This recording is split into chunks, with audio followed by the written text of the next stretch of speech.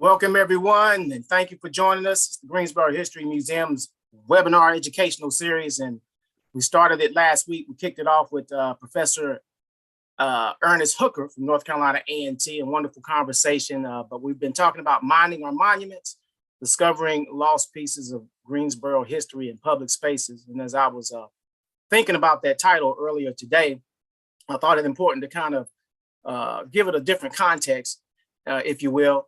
And when we say discovering lost pieces of Greensboro history in public spaces, it's not necessarily an artifact or an object that is existing to date, something that's tangible, that you all of a sudden you open the door, open a drawer and you find it and say, oh, I've discovered it. It's more awareness, discovering something in your mind, just reimagining how we've come to know what monuments are and examining what they represent. And then asking ourselves, is it sufficient? Is the representation sufficient, or can we improve upon it? And if so, what should that look like? And so we launched this series through the urging of one of our volunteers who was very passionate about this subject. So we wanted to delve deeper into it and just provide another tool, not just for our classrooms and our educators, but for our citizenry here in Greensboro, to have a resource of somewhere they can learn. I enjoy learning. I was just rediscovering libraries today, researching topics. I love being at the local universities and walking around. And I love doing these webinar series as well, because I learned so much. And today will be no exception. Like I said, last week we were talking with Professor Ernest Hooker, and he talked about a couple of sculptors, but chiefly he was talking about Ed Dwight, former Air Force officer, and he was heavily involved in the NASA space flight program and ended up becoming a brilliant sculptor and has pieces spanning the country. We looked at those, and we'll skip next week and resume on April 5th, okay? So we're gonna skip next week, no webinar on the 29th, but we will resume on April 5th. We'll talk to descendants of Ishmael Titus, and then on April 12th, a conversation with Trevor Freeman of the Western North Carolina Historical Association and author John Reese. However, today we're joined by a representative of Monument Lab, Jose Vasquez. And briefly, I'd like to tell you, go ahead and as you get questions, as they pop up in your mind, if you look to the bottom of the screen, you should see the Q&A icon. Go ahead and type them in, that Q&A icon, as you think of the questions. And we generally try to reserve the latter part of the program for our questions. And then we have our volunteers who also going to ask them to join us, and they'll have questions as well. But please put them there. And if we're able to get to them as the conversation flows, we will, but generally we like to leave them towards the end. We want to have a meaningful exchange, and at the very least, hope this is an informative experience. And we're excited to present this webinar highlighting what monuments represent and what stories they help to tell for future generations, and why it's important to be aware. And like I said, we wanted to reach out and talk to some experts or some folks that have been doing this work for quite some time. Monument Lab is an organization that's envisioned a society where monuments, they're dynamic and they're defined by their meaning. We know that to be true, particularly here in North Carolina. And it's not a definition by their hardened, immovable, and untouchable status, but generally what they represent. And they have some core values with Monument Lab that they push. Art is at the core, as well as the process matters as much as the outcome, the intersectionality or transformation. They stress the collaboration with boundaries and integrity with accountability. And so we reached out to them, an organization based out of Philadelphia, but I believe they have staff that is in different parts of the country. And they said, you need to talk to Jose Vasquez. And he's currently the Associate Director of Communications at Monument Lab. And he's currently based in Montgomery, Alabama. And Jose is working with local community organizations to create a safe spaces for LGBTQ plus youth. As a board member of the Montgomery Pride United. Prior to Monument Lab, Jose studied at Teachers College and Columbia University, specializing in community education. And their dissertation and ongoing research involves teaching monuments as sites of reimagination to middle school students. Jose is a storyteller, much like myself, and has been honored to work at organizations such as the Equal Justice Initiative and help think about how we use public space to discuss our nation's history of racial injustice and collective future. And so, Jose, thank you for joining us. I really appreciate you taking the time. And, I want to let you know I work with have worked with and currently work with what is known as the GCCRP, which is Greensboro in Guilford County, North Carolina. GCCRP is the Guilford County Community Remembrance Project, which started from a trip to Montgomery at the Equal Justice Initiative. And we've been investigating and wanting to tell the story of the lone, not the only, but the lone documented lynching in Guilford County, which happened in the 1800s of Eugene Harrison. So we're still doing the work on that. So I applaud your efforts and the work that you did with EJI. And I want to ask you right quickly, how was that experience? Thank you. I want to first say thank you, Rodney, and for all the volunteers. It means so much to be able to talk to y'all and also to hear you say the words reimagination. I mean, that is truly what we have to think about when we see the monuments, even in our own neighborhoods. I think about them unfreezing. If they unfroze, what would they say about us? What would we say about them? So I loved hearing your words, and thank you for having me here. To your question about my time at EJI, I truly thought of it as a class on how to really grapple with our history of racial injustice and what that means. It means truth-telling. It means sitting with that weighted history, to not just keep it within our circles, but to provide that history in the classrooms, in our communities. There's so much healing and repair and reparations that still needs to happen. And I think that's what, from our history of racial injustice, and I believe EJI provided those lessons for me ongoing. Good news, good news. And in that work, in that space, and we'll get to your presentation, I promise, in 30 seconds, but in that space, what in Jose's mind leads him? What happens that leads you to monuments? I wouldn't have made that connection. You know, it wasn't until Joanna encouraged us to go down this road that I understood what Monument Lab. I didn't know it existed, but what makes you look at Monument Lab and how it's representative and the stories that it tells? Like you just said, if you unfroze it, is that the word? Is that verb I want? But if it was able to move and tell a story today, what led you down this path into that work? I think the genesis of it comes from my childhood.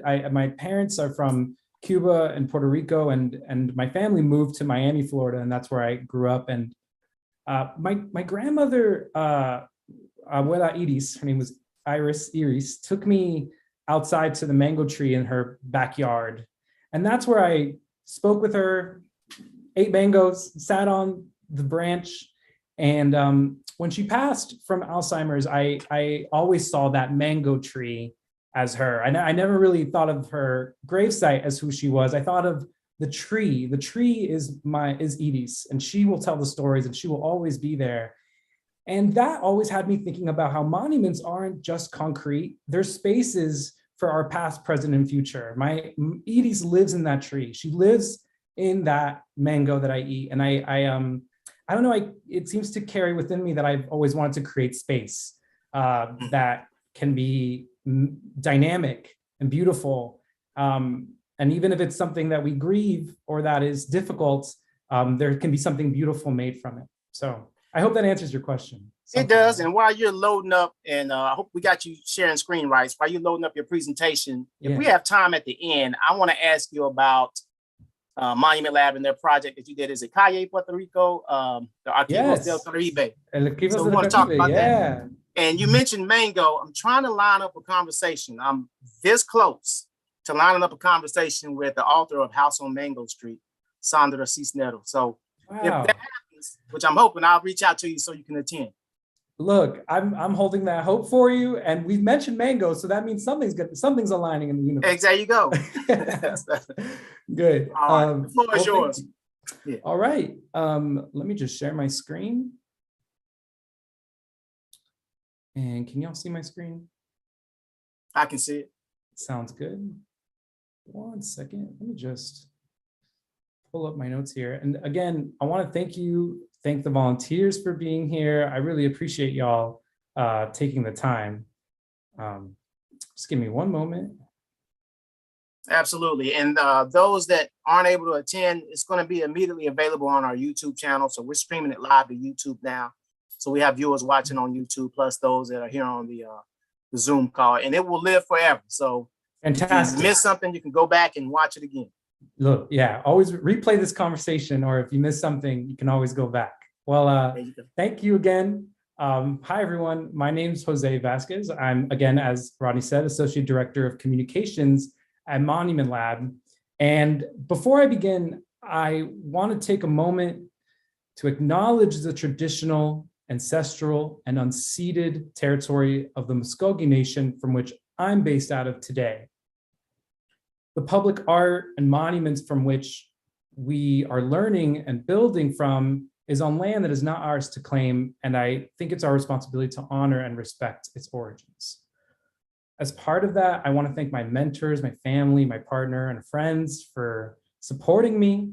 I'm humbled by the organizing and work that's being done in the South, especially from the leadership of Black women.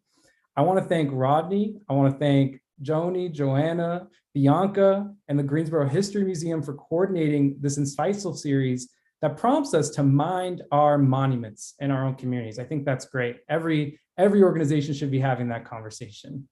And as Rodney said, I worked prior at the Equal Justice Initiative, and I'm currently here in Montgomery, Alabama. And in preparing today's conversation, try to move the slide. There we go. In preparing today's conversation, I reflected on where I live and what I see day to day. From my home, just one block from my house is a highway marker to Jefferson Davis. And just 2 blocks from my house is Robert E. Lee High School. And at its entrance is a large bronze husk of Robert E. Lee himself upon a white pedestal, a Confederate general, an enslaver. It's all the more peculiar that over 80% of students enrolled at Lee High School are Black.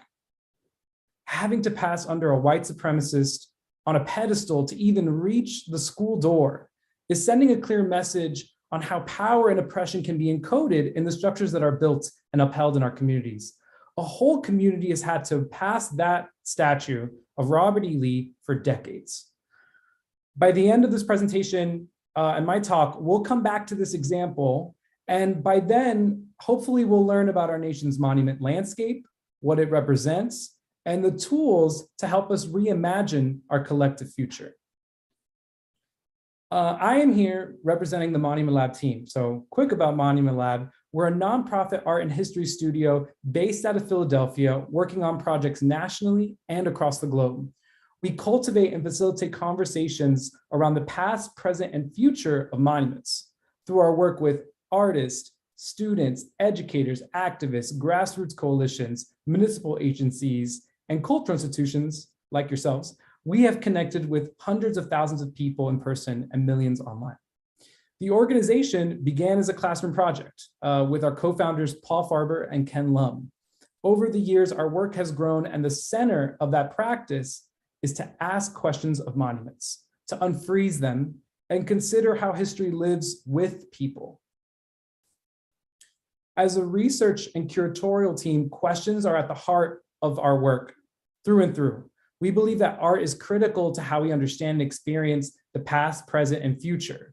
And part of that is valuing the process just as much as the outcome. If anything, the process is integral to whatever we build as a community. We, as a country, we're in an intense battle over monuments. And the landscape of monuments has been as old as this nation itself. And monuments are also paradoxical. They represent something in our public memory, but they're difficult to track in terms of patterns, themes, sponsors, who made them, why are they there, how were they sponsored. Monuments can also be hyper-local, right in our backyard, or they can be national. And despite all of that, there is no single agreed upon definition of a monument in American culture. There is no agreed upon term. The term monument is an unstable terminology that should remind us that the power to convey stories of the past, present, and future should not just be isolated to one single art form or voice, and that includes monuments. Now, I want to delve into the National Monument Audit. This was produced by Monument Lab last year, and I think it not only talks to us about the racial disparities in our monument landscape, but it helps us rethink and reimagine our collective future. Before I delve into this audit, I want to acknowledge that this was all possible thanks to our director, Paul Farber, Director of Research, Sue Mobley, Lori Allen, the Mellon Foundation, and a huge team of collaborators that are listed on Monument Lab's website. And we'll share that at the end. Before I delve into it also, there's a quote that I want to read to y'all by Elizabeth Alexander. She says that the most durable monuments in the United States have not endured because they best tell the stories of who they are, of who we are, but because they are the products of the most financial resources and hegemony in its many forms: racial, ethnic, religious, and gender-based. I think this quote makes me think about what monuments do for us in the first place. How are they going to be reimagined where we can encounter the past, present, and future? And how do we consider them as, what I like to say, portals for possibilities? So what is a monument? I told y'all that there was no singular term, but out of tens of thousands of conversations that Monument Lab had in public spaces, we've come to define monuments as statements of power and presence in public. I'll repeat that again. Statements of power and presence in public. A central misconception about monuments is that there's some government agency that's tracking all the monuments, someone that's just writing down every single one that exists. That does not exist. There is no list of monuments to be put into a search engine. There's no monument data that's been stored for centuries. It's scattered, it's messy.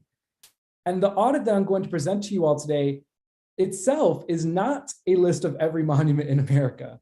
It's an attempt to create a study set large enough to see the patterns, a snapshot, a way to try to see monuments as a pattern rather than one-off symbols scattered across our country. So in order to see the overarching patterns and themes, the audit had to be brought in with other sources. We incorporated 42 separate and representative data sources, and that consisted of nearly 500,000 records. This includes historic markers, outdoor sculptures, historic properties, sites, and buildings.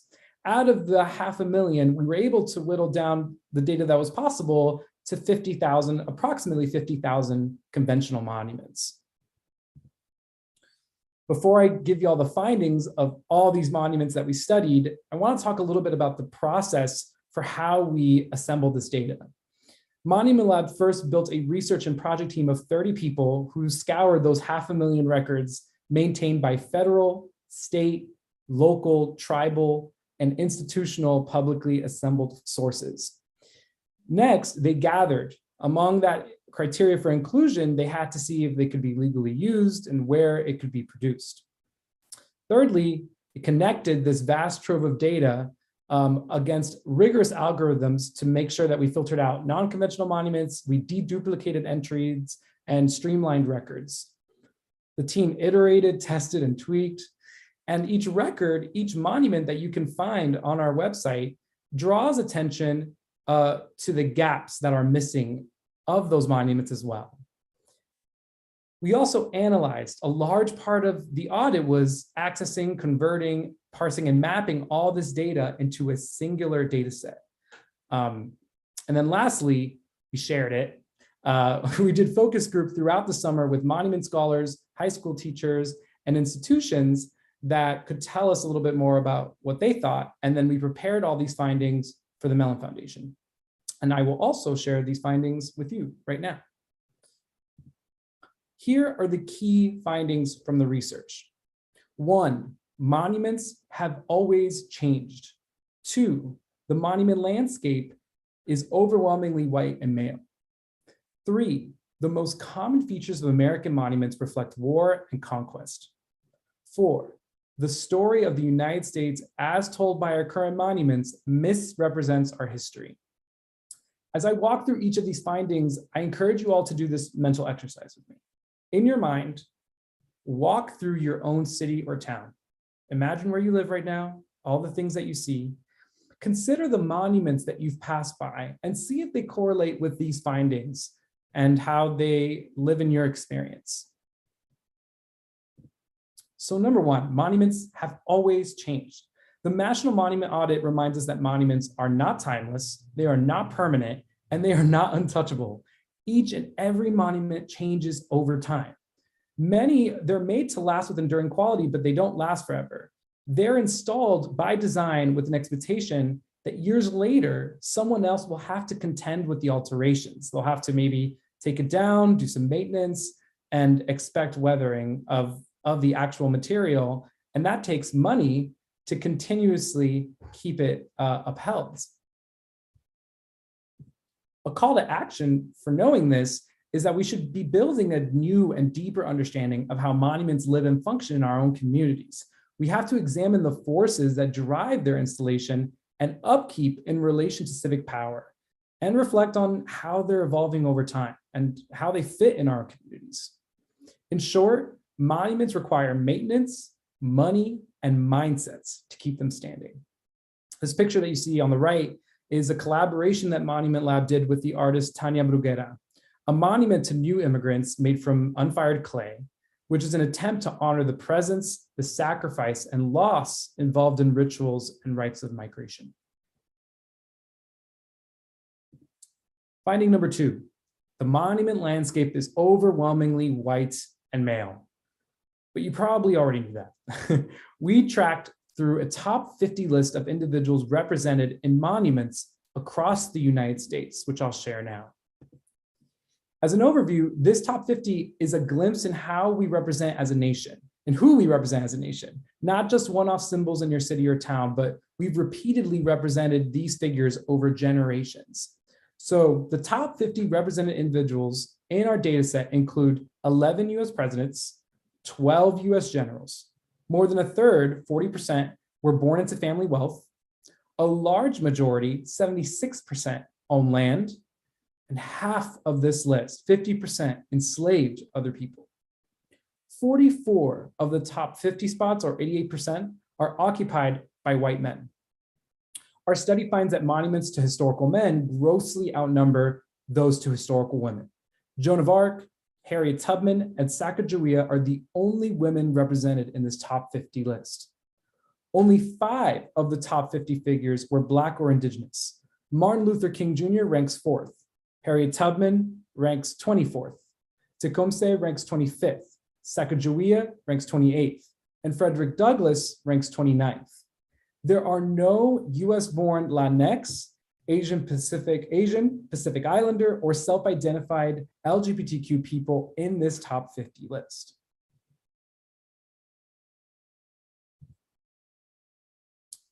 From this finding, our call to action here should be to support a profound shift in representation to better acknowledge the complexity and multiplicity of this country's history. Alongside this call to action is a prototype monument with Courtney Bowles and Mark Strandquist did called On the Day They Come Home, in collaboration with women whose lives had been impacted by unconstitutional life sentencing or were previously incarcerated. This work was featured at the Village of Arts and Humanities in Philadelphia. All right, finding number 3.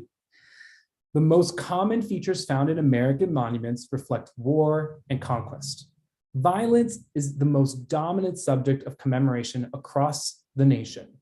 33% of conventional monuments in our data set, inclusive of memorials, included war. You can walk through many cities and towns in this country, and you are bound to find one of these symbols: statues of generals immortalized on horseback with cannon and weaponry, or long memorial roll calls of local fallen soldiers carved into stone. One is far less likely to encounter other kinds of monuments: to love, to education, to public health, to community building. For every one monument record that mentions peace, 13 mention war. For every one monument that mentions love, 17 mention war. For every one monument that mentions care, 59 mention war. The call to action from this finding would be for us to reimagine commemoration by elevating stories embedded within communities that foster repair and healing. The toll of war in our country is channeled through our monuments. But despite that, they generally minimize social and environmental cost of warfare on the veterans, on the families, and our communities. The monument landscape has long reflected our history of war and conquest, but it's not really speaking to the national crisis of harm, trauma, and grief embedded. What will future monuments to war and conflict look like? How can we reimagine commemoration to foster greater forms of healing and repair? In this image that you see to the right is by beloved documentarian Jamal Shabazz creating the Veterans Peace Project, a billboard-sized intervention that we worked on with New Arts Justice. This features Black veterans from Newark in the military park of Philadelphia. Our fourth finding and last one is that the story of the United States as told by our current monument landscape misrepresents our history. When Civil War is typed into our study set, 5,917 entries appear, a lot, but only 1% mention the word slavery. The Civil War was undeniably fought over slavery, full stop. Over half of the results for the term pioneer in our data set were built after 1930 as part of a popular culture's myth making around the frontier, about venturing into the Wild West. And while that was being built, it was diminishing how there were forcible removals of many indigenous communities from their homelands through armed conflict and land dispossession. A call to action here is that we have to engage in holistic reckoning with monumental erasures and lies, and move toward a monument landscape that acknowledges a fuller history of this country. Now, adding or subtracting a few monuments can be meaningful, and I think we've seen that in the past recent years of taking down Confederate monuments, but they only make dents in larger representation. We have to go into holistic reckoning with these monuments and the lies they've told, and how we plan to expand that. The team at Monument Lab, in our mission, our values, and our goals, is to embrace that monuments must change. It's not enough to attempt to complete the monument landscape. It's not just adding more monuments, right? It's not possible if we're not responding to the distortions that certain monuments and stories have made in our landscape and how those stories have been upheld. We cannot look away or put this off for another generation. I also think monuments do not need to be final points of history. They can be a bridge. They can serve as portals between the past and the present. They can be sites of struggle to figure out who we are as a nation and who we may become. They can be places where we commune with the living and the dead, the exalted and the downtrodden, the official power brokers and the grassroots coalitions, who all collectively aim to make their mark. It takes all of us. Monuments can be reimagined as places where we encounter the past, the present, and the future together. Right now, part of the way Monument Lab is using all these calls to action that I spoke of is by subgranting a total of $1 million across 10 public art and history projects led by collaborative teams of artists, educators, storytellers, and organizers, each working on a commemorative campaign rooted in the living history of their neighborhood, city, or region. Monument Lab's Regeneration, that's the project is called Regeneration, opens across the country on May 1st, 2022 to Labor Day, and is supported by the Mellon Foundation's Monuments Project. Lastly, at the start of this presentation, I talked about Robert E. Lee's statue at the front of Robert E. Lee High School. Well, in 2020, local organizers tore it down, and the pedestal now stands empty. After reviewing the National Monument Audit, I look at this and I think, what replacement could ever repair the damage that was done? What of something new is ever going to, provide funding to the already damaged facilities at the school? What would a replacement for this pedestal do at all? I think the question should rest in the hands of the community and students that are committed to healing and truth-telling. Perhaps we don't need to rush to replace monuments, but we should be thinking about how they become dynamic portals of possibility moving forward. I want to leave you with these words. Our director of research, Sue Mobley, who I'm deeply inspired by and is currently based out of New Orleans, discusses how we need to shift the paradigm of monumentality, or in other words, we need to call for repair, compassion, and community building versus just removing the monuments, just removing certain monuments. While that is important, defying monuments is more than their removal, renaming, and replacement. It's about creating a counter movement, and it's about telling the stories that belong in public. So those are the words I leave you with. If you want to learn more about the audit, you can visit monumentlab.com/audit. You can follow us on Twitter, just type in Monument Lab. You can find us on Instagram, Facebook. You can also follow me. I'm on Twitter. I'm at No Way Jose VAZ. Again, that's at No Way Jose VAZ. Thank you. Thank you, Jose. Really great presentation, very informative. That was the goal. And you're not like me. You can get your point out quickly. I belabor mine. And I failed to acknowledge in the beginning, you go by the pronouns they and them, correct? That is right. That's absolutely right. Thank you for acknowledging that. Yeah, my pronouns are they, them. I should have started with that. Yeah. No problem. And, right away, one of my questions that comes to mind, and Glenn, I invite you to bring in, I think he's already done so, bring in Bianca and Joni and Joanna to help us out with this conversation. And also our viewers, if you will, you can go ahead, and if you got a question on YouTube, we're monitoring that can get over to me, or type your question, if you're viewing via the Zoom link, type your question into the Q&A. And I was trying to write some things down, but immediately what comes to mind is, with the work of Monument Lab, what type of resistance, what type of challenges have you incurred? What has happened as far as the public facing challenges? Yeah, monuments are interesting, right? Because they're not really structures that you immediately pay attention to, but they certainly become structures of contention when someone threatens to remove them. Right, then suddenly everyone remembers what they, suddenly remembers that they were there in the first place.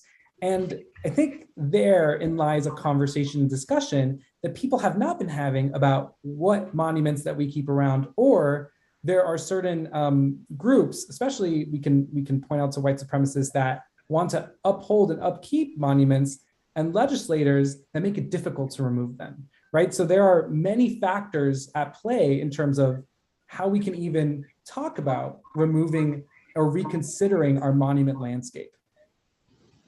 Okay. Joanna, Bianca, or Joni, just chime in. I don't want to jump ahead of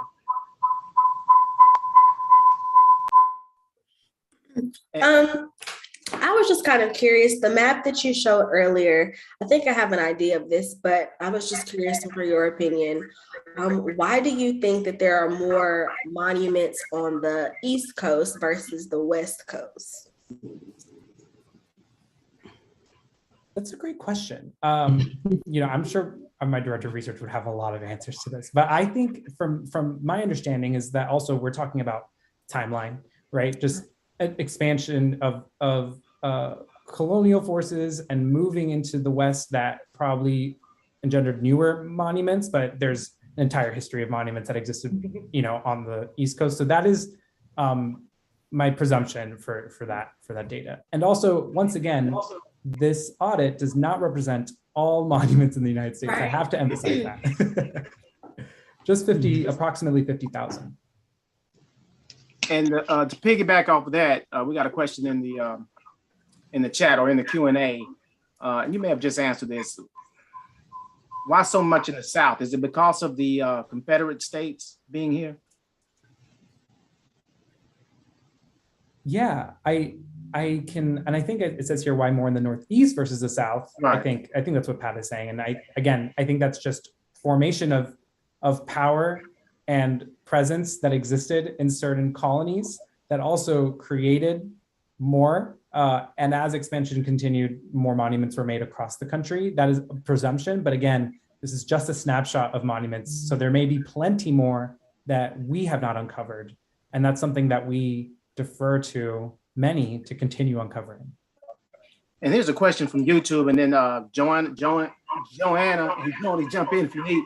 But to that point, is it a mission of Monument Lab? Is it a mission? This is a question from our viewer, to remove Confederate monuments. Is that part of your mission, and how do you do that? Yeah, I think, again, when we say monuments must change, that absolutely falls under that statement, right? If it is not reflective of our true nation's history, right? And it's not acknowledging our history of racial injustice. I think definitely when we say monuments must change, those should be removed. And also what gets put in place and what does that even look like? So I think there is a definite tie and reliance on our artists, on our organizers, on our educators, on our thinkers to say, okay, what story belongs in this community? What needs to be told? And what can be done that is more than just a static monument? Personally, I think, this is my own personal opinion. I love gardens. I'm a huge fan of people's gardens. And I think gardens are commemorative spaces, celebratory spaces. And that's just an example of how communities can come together to acknowledge a history and make it more full and more dynamic for the future. Okay, and let me push back on you just a little, because I know you probably run into this. When you run into someone, and history is important, and maybe we should change it to our story instead of just his story. But I've heard this often said, and I get this from, I have to give my director credit for this. When you walk into the museum, we're the Greensboro History Museum. And when you walk into the museum, and I'm gonna put it in my words, if you walk out feeling comfortable every time, then the museum hasn't done its job. Because it's not just there to tell all the good stories. So with that being said, if we remove some of the existing, and you had the graphic with the 50% representative of folks that enslaved people at one time, but if you remove all of the Confederate statues, markers, and things of that nature, are you removing the story that's being told? And then how do you deal with the pushback from those saying these people did good work as well, and they're representative of history that are connected to different demographics? Is that fair? Is that justice? Is that true reflection? It's a great question. I think context is important. And I also think if you look back at that audit, 1% of those monuments that explain the Confederacy are mentioning, and the Civil War are mentioning slavery. Many Confederate monuments don't even mention the word defeat. So to be honest with you, we're not even really acknowledging the truth in the first place. When we're talking about, oh, you're removing it, it's like, well, unfortunately, that's not providing the fuller context of our history. So when you ask me, oh, what's going to happen if you remove them? In my opinion, we haven't even created enough of a dialogue to talk about what else is there, what else can actually remedy that with the truth. So I think that's also why I'm really in awe of organizers that recontextualized these Confederate monuments, whether it means taking them down, painting them, surrounding themselves with it. That was a dynamic conversation around why these are still here and what does it mean to reckon with the truth of our history of racial injustice and how we'll actually move forward. There's not enough truth telling, is what I'm trying to say. I understand. Joanna, did I see you with a question? I don't want to. Okay, I got questions in the chat here. Knowledge been made, brilliant work. What gets you most excited about the regeneration project you discussed? I'm so excited for regeneration. There are these 10 teams from across the country that are doing such important archival and monuments making work. And I just love that we are thinking now about people that need to tell the stories of their communities. We have them, I'll share the link for everyone online to look at all these 10 teams, but it's all about rediscovering, our history of racial injustice to, reclaiming land for indigenous groups that haven't been able to tell their stories. I think this is the way forward in terms of bringing people that are of the lived experience and bringing out these stories, and not just through monuments, right? These are based out of archives and storytelling that'll live in many different ways. So that's what excites me about it. All right, and let me get personal for a second. I'm not gonna ask your exact age, but I'm looking at you, look like you're in your 20s to 30s. You're in that range, am I correct? You got it, ding, ding, ding. I got it, all right. So you're a young person. I am young, yeah.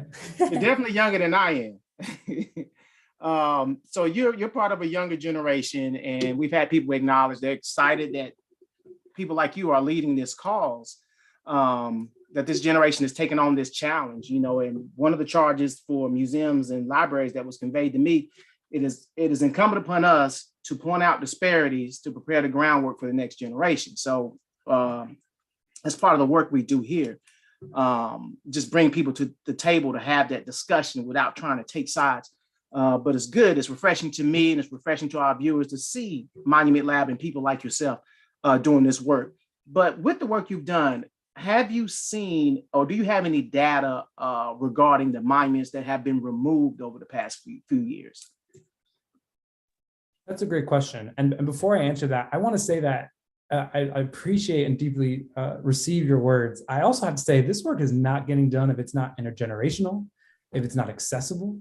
You know, like I think that exchange intergenerationally is crucial because there's so much that has to be passed down for these stories to truly be uncovered and reimagined. So I want to make that very clear. And I think second, I do believe it's beside me right now, but I know there is a website that tracks monuments that have been removed.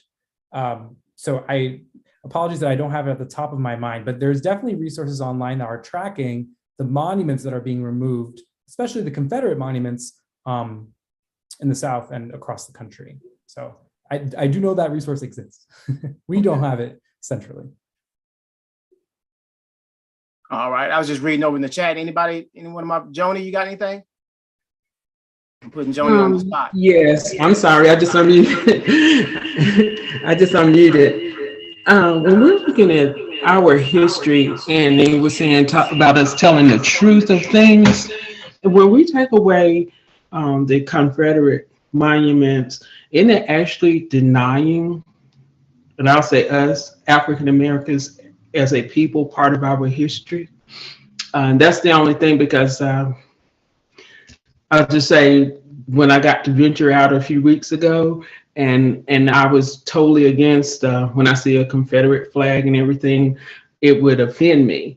But the thing of it is that when I got to venture out in the military part, what I've learning and discovering is that I think the history is all inclusive.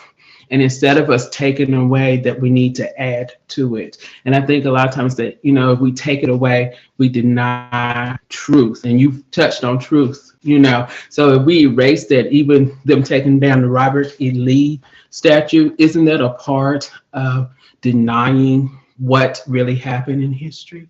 And isn't that the point of history? So I don't know if I'm asking a question. It was just everything at once. Opinion, but I just like to know your opinion if we're actually erasing our history, you know, as an African American, because I want to be more, I want to be more accepting of who I am and where I came from. And so I think by them removing stuff, sometimes it takes away. Okay, Joni, fantastic question. Thank you. And thank you for sharing your experience. That's so important for many people to hear. And I'm sure many people have that concern as well.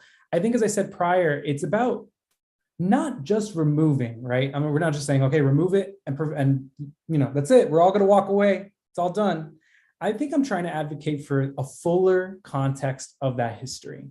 And that truth telling involves maybe something is placed next to that monument. Maybe we think about places like the National Memorial for Peace and Justice. That's a memorial here in Montgomery, Alabama, that talks about victims of racial terror, lynchings, and such in our past that were not acknowledged. Victims that were nameless. These are families that come to that memorial that finally get to see what happened in their lineage. These are histories that haven't been told, stories that have not been told, and that's also something that I'm learning more of, and I'm hearing from others. And I also want to hear and embrace your thoughts, Joni, which is to say, it doesn't necessarily mean everything is removed, but what does it mean for us to contextualize that, right? What does it mean to give people context of what really happened and what it means now? So I don't personally advocate for sole removal. I think it's just part of that process where we provide the fuller context of our history. Thank you. Thank you. And Joanne, I'm gonna put you on the spot in a second here. So that's me teeing you up, queuing you up to get ready. And that's my dog in the background. He's a monument in and of itself there, but it's a big dog. But we're in Greensboro, North Carolina, and I don't know if you're familiar, but back in 1960, the wasn't the first sit-in, but it was one that was, the infrastructure was in place for this sit-in. So it took hold and sparked the creation of organizations, and it also gained national and international notoriety. So as many people think it's the first sit-in. There was four North Carolina A&T State University freshmen that conducted a sit-in at the Woolworths. And when asked why they chose the Woolworths was based out of England, but they had franchises throughout the country and throughout parts of Europe as well. And you could go there, and it's like a one-stop shop. You could go there and buy your clothes and supplies, and then they also had a diner. So they allowed African Americans to come in and buy certain goods, but they considered the eatery was just too intimate, so you couldn't eat there. And when they asked the students, why did you choose the Woolworths? And they said it was like the Target of its time. It was kind of what people like Target, one step above Walmart, but it was a one-stop shop. So that's why they chose that location. And so there is a monument on the campus of North Carolina A&T that commemorates their events. And so Pat points out that that's appropriate. It could be anywhere, but she's saying it's good. It's on the campus of North Carolina A&T. And then she also points out that there's another building, the Dudley building, as being in front of the Dudley building is where people come in. It's the entry to the campus. And she also points out that maybe that should be the case for some of these Confederate monuments, that they should go in Confederate museums so people have an idea of what they're walking into. So what that being said, and Joni talked about the importance of having it and preserving a history, even if it's ugly, but preserving a history. Joanne, I want you to step in because she sparked this whole thing. She is a descendant of, I think I told you off mic, Joseph Winston, whom the city of Winston-Salem is named after. And so she's had to wrestle with that complexity of, this is a descendant that I'm sure could be a source of pride for people to see someone that has certain achievements, has a city named after him, but yet owned enslaved folks. So Joanna, can I put you on the spot and tell you why it was important for you to step into this work and how you've had to battle those complexities, even dealing with family members that may be against it? Okay, I'm in a noisy coffee shop in a seaside town in Oregon. So, the volume may be kind of a problem here, but I'll try to be brief. Yes, there is a statue of my ancestor that stands in the National Military Park there. And he was an enslaver. And I started grappling with this 2 years ago and wrote an op-ed for the local paper about it, asking about all the statues there that represent enslavers and what should happen. And since then, I've had a lot of conversations with a lot of people. And what I came to understand is what's missing there. There's no representation of the African-American soldiers who fought in that battle, March 15, 1781. And there were a goodly number there, and they fought bravely, and they deserve recognition. And then I took a larger look, and all over the country, there's a lack of representation of Black participation in the American Revolution. And it was a hugely important factor. And there needs to be public representation. And it's very much lacking. And that's what I'm about putting up stuff, putting up monuments and memorials and statues and markers that tell the truth about this aspect of our history. Well, thank you. Thank you, Joanna. I wanted to make sure we got that point in. We have just a few moments for maybe one more question. But, you can tell she worked in the media business in some aspect because she set me up for the segue. Again, like I said, we're skipping next week, but we're going to resume it on April 5th. And she talked about Black representation in the Revolutionary War. And so we actually found some descendants of Ishmael Titus, who was a hero and fought valiantly in the Revolutionary War, including here in Greensboro and Guilford County. And so we have some descendants. One is still local. And then there's one from New York. It might be another cousin that will join us from New York as well. So that's on April 5th. And then we're talking with John Reese on April 12th, who studied this in his thesis. He's from the Western North Carolina Historical Association. I'm sorry, Trevor Freeman's with the Western North Carolina Historical Association, but John Reese wrote a book. I encourage you to check it out. They were good soldiers, African-Americans serving in the Continental Army, 1775 to 1783. And so that's the what he authored. And so he'll be joining us along with Trevor Freeman on April 12th. But again, we're winding things down, so I don't see any questions in the chat. I'm tuning in for those talks, by the way. Yeah, thank you, sir. I appreciate it. The more eyes we can put on it, the better. Oh yeah. And this has been a wonderful conversation. Like I said, I don't see anything in the chat, so I want to ask you if you can take in that Twitter response. I said I was going to ask you this, and we have time. And I kept it up on my phone so I'll remember it. Generation Team in Calle, Puerto Rico, the Archivos del Caribe. What is that about? Yes, so that's one of our teams for regeneration, and I want to do them justice. So I'm going to talk about their project. But the Archivos, as they've described it themselves, the Archivos del Caribe is a community-based and community-led archive and literary collective, which is spotlighting history across all the rural areas of Puerto Rico. They are using oral history interviews, archival digitization of family records, and architectural surveys of Calle's historic core, an area in Puerto Rico, to talk about the past and future for future generations in Puerto Rico. They're a young team. Y'all can find them on Monument Lab's Twitter, but this is what they look like. These are young folks that are speaking intergenerationally to contain vast amounts of records about rural areas in Puerto Rico. Very exciting. And that's just one of these teams that is doing phenomenal work. So I'm excited for all of you to follow along on Monument Lab's Twitter, Facebook, Instagram. Please follow along because these teams deserve that shine for sure. All through our history, all of our social justice movements have been led by young people for various reasons. And, people often, I said this at a webinar a couple of weeks ago, people, they hear the opposite of love is hate. And I argue that the opposite of love is apathy, the inability to feel for someone else.